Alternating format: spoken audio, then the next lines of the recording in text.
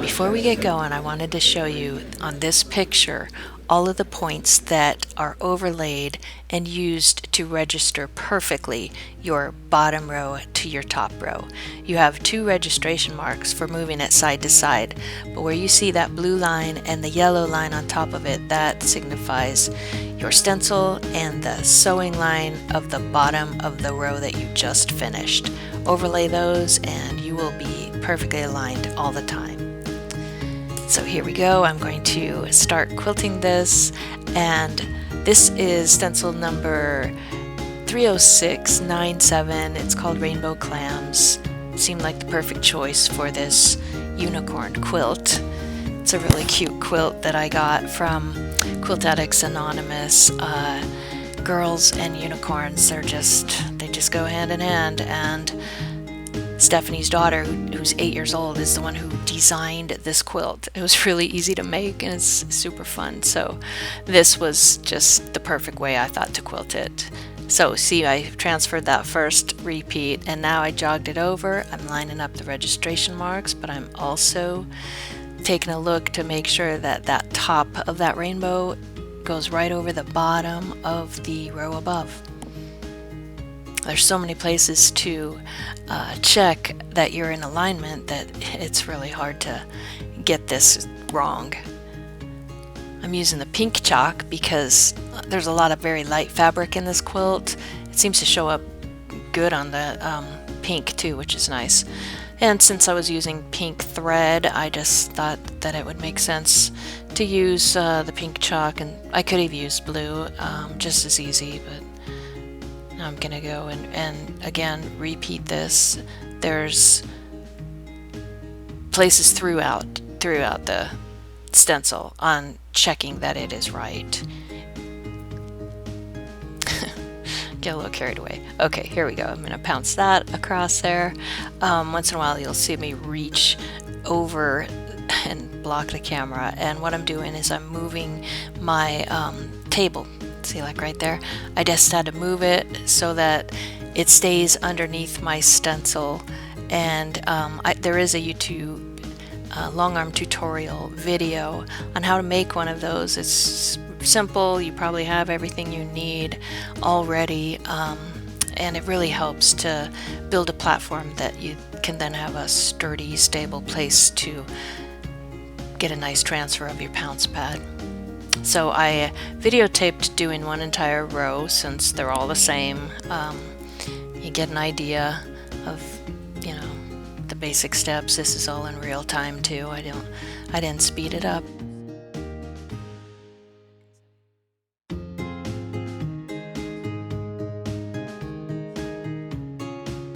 Basically, this quilt went together really fast.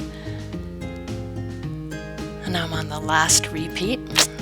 And again, I check that top row. You'll see when I sew just, you know, why you do that, because that particular line gets sewn over on both rows when you do the top row and when you do that bottom, the next row,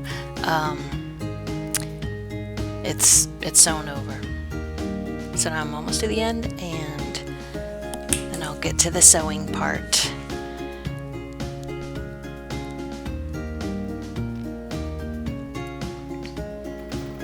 Here we go. There's a couple of different ways to do this design.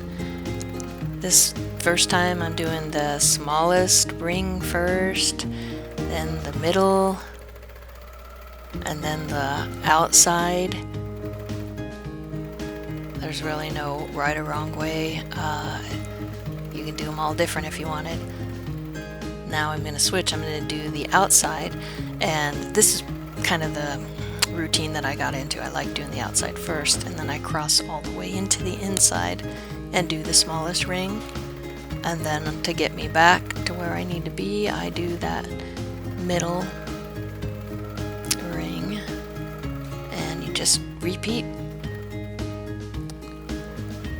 Before I began, I looked around to see if I had a ruler to help me make those rings, and of course I don't have the right size, so I just did it without it. And you know what, it's pretty easy. Of course, there's no pressure. It's for a 4-year-old.